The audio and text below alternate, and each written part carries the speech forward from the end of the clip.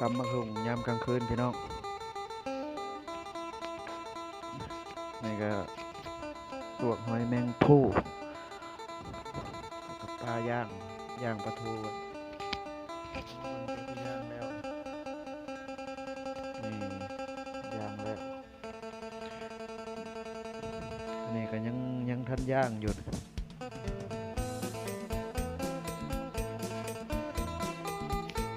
ตำยามกลางคืน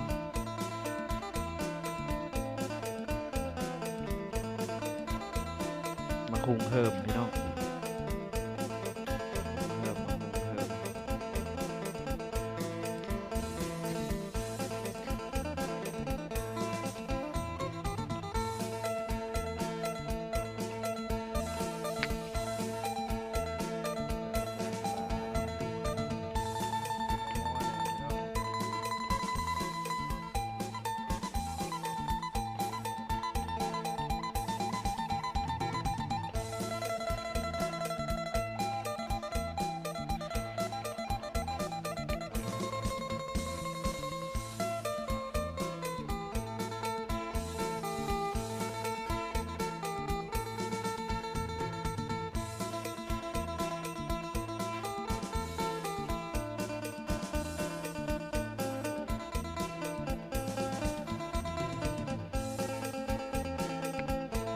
ย่างปลากินกับตำมะฮุง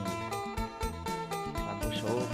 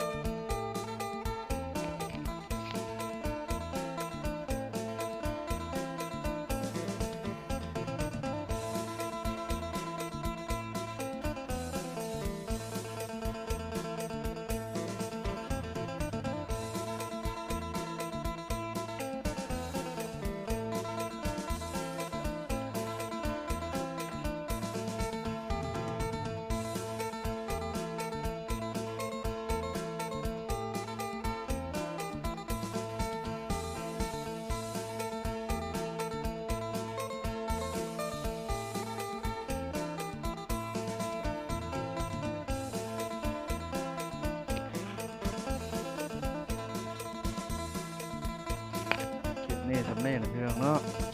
คลิปหน้าพ่อกันใหม่ที่ซับมาแล้วก็จะเป็นหน้าตาเป็นจังซี่